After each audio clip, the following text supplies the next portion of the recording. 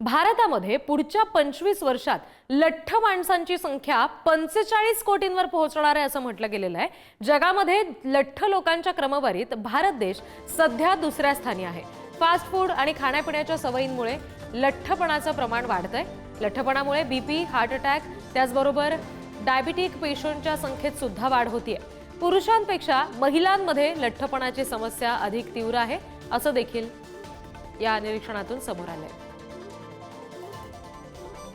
Adult लोकांसाठी म्हटलं हे प्रमाण 20 ते 22% इंडियामध्ये होण्याची शक्यता आहे। म्हणूनच ते लँडसेटचे जे आपल्याला स्टडीज प्रसिद्ध झालेले आहेत त्याच्यामध्ये म्हणण्यात आलं आहे की 40 ते 45 कोटी भारतीय हे लठ्ठपणा किंवा ओबेसिटीचा शिकार होऊ शकतील 2050 पर्यंत।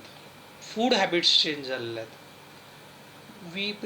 म्हणजे आपण प्रिफर करतो की जंक फूड घेतो, कार्बोनेटेड ड्रिंक्स घेतो किंवा एरिएटेड ड्रिंक्स घेतो, फ्राईड फूड खातो, खाण्यापिण्याच्या सवयी आपल्याबरोबर नाही आहेत।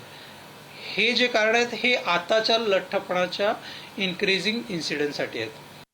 बऱ्याचशा स्टडीज अशा झालेल्या आहेत इन्क्लुडिंग युरोपियन कंट्रीजमध्ये, चीनमध्ये आणि आता इंडियन स्टडीज असो की लहान मुलांचं लठ्ठपणाचं प्रकार आणि प्रमाण हे वाढत जात आहे।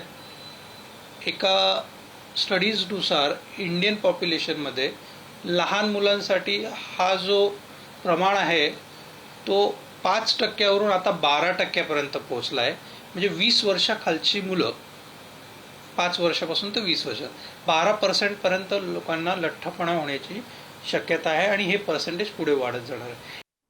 तर संपूर्ण जगभरात लठ्ठपणाच्या आकडेवारीमध्ये आपला देश नेमका कुठे आहे ते आपण आता बघूयात। ग्राफिक्सच्या माध्यमातून ते समजून घेऊयात।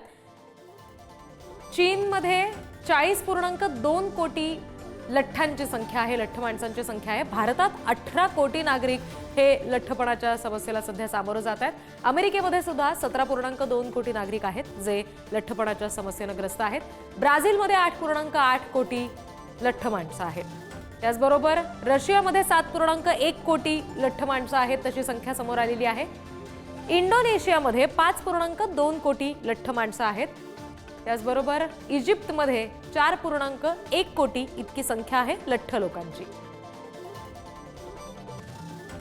आणखी तपशील या सगळ्या संदर्भात आपण घेणार आहोत। प्रतिनिधी धनंजय दळवी सध्या आपल्याशी जोडले गेलेले आहेत, त्यांच्याशी आपण बोलूया।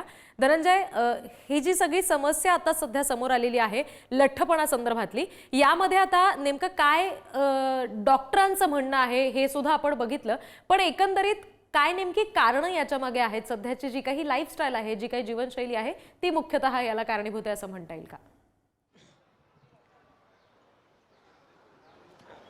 रिद्धी, खरं आहे, लाईफस्टाईल बदलत चाललेली आहे आणि त्यामुळेच कुठेतरी हे प्रमाण वाढताना पाहायला मिळतं। आपण जर पाहिलं तर 2050 पर्यंत भारतात एक तृतीयांश म्हणजे 44.9 कोटींच्या जवळपास लोकसंख्या ही या लठ्ठपणाचा शिकार होऊ शकते किंवा एक अंदाज, हा अभ्यास आहे एका वैद्यकीय विद्यालयाचा आणि त्या अभ्यासक्रमात ही माहिती समोर आलेली आहे। मात्र यामध्ये खऱ्या अर्थाने काय कारणं आहेत तर या कारणांमध्ये जशी लाईफस्टाईल बदलत चालली त्यामध्ये आपल्या आहारातल्या गोष्टी या खऱ्या अर्थाने बदलत चालल्या आणि त्यामध्ये फास्ट फूड हे सगळ्यात जास्त त्याचा वापर केला जातो आणि फास्ट फूडमुळे ही लठ्ठपणाची संख्या जी आहे किंवा हे प्रमाण जे आहे ते वाढताना पाहायला मिळते। कारण की हे वयोगट जर रिद्धी आपण पाहिलं तर 15 वयोगटापासून पुढे 24-28 वयोगटापर्यंतची सगळ्यात जास्त तरुण मंडळी किंवा प्रौढ हे यांचा समावेश यामध्ये सगळ्यात जास्त आहे आणि हे यामध्ये महिलांचं प्रमाण सुद्धा जास्त असल्याचं पाहायला मिळते। खऱ्या अर्थाने आपण जर पाहिलं तर ज्याप्रमाणे लाईफस्टाईल बदलली, वेळेचं प्रमाण बदललं, वेळेचं गणित बदललं आणि या सगळ्यामध्ये या धावपळीच्या जीवनात आपल्या आहाराचा वेळापत्रक सुद्धा बदललेलं आहे आणि या वेळापत्रकामुळे फास्ट फूड खाण्याची संख्या किंवा ते आहारात आणण्याची संख्या ही दिवसागणिक वाढत गेलेली आहे आणि त्याचं प्रोडक्शन सुद्धा मोठ्या प्रमाणात वाढलेलं आहे। फक्त भारतात नाही तर जगभरात हे फास्ट फूडचं प्रमाण आणि सप्लाय, डिमांड आणि सप्लाय हा वाढलेला पाहायला मिळतो। त्यामुळे डिमांड जसा वाढतोय तसा सप्लाय सुद्धा वाढतोय आणि त्यामुळेच हे आजारपण आणि यामध्ये आजार सुद्धा वाढतायत। खऱ्या अर्थाने हृदयविकाराचा आजार असेल किंवा कर्करोगाचं प्रमाण असेल किंवा इतर मधुमेहाचे आजार असतील हे सुद्धा या मध्ये या मंडळींना आढळताना पाहायला मिळतात किंवा जी. अशा आजारांचं निदान या नागरिकांना होताना पाहायला मिळते रिद्धी. त्यामुळे एकीकडे 2050 पर्यंत हे प्रमाण वाढत जाणार आहे आणि त्याची आकडेवारी सुद्धा समोर आलेली. डॉक्टरांनी काळजीचा सल्ला घ्यायला सांगितलेला निश्चित आणि आपल्याला त्याच्यामुळे पाहायला मिळाला. डॉक्टरांचा सल्ला पाळूनच आता यापुढे भारतीय कशा पद्धतीने आपल्या तब्येतीकडे लठ्ठपणाकडे लक्ष देतात हे पाहावं लागेल. धन्यवाद दिलेल्या सगळ्या तपशिलांसाठी धनंजय.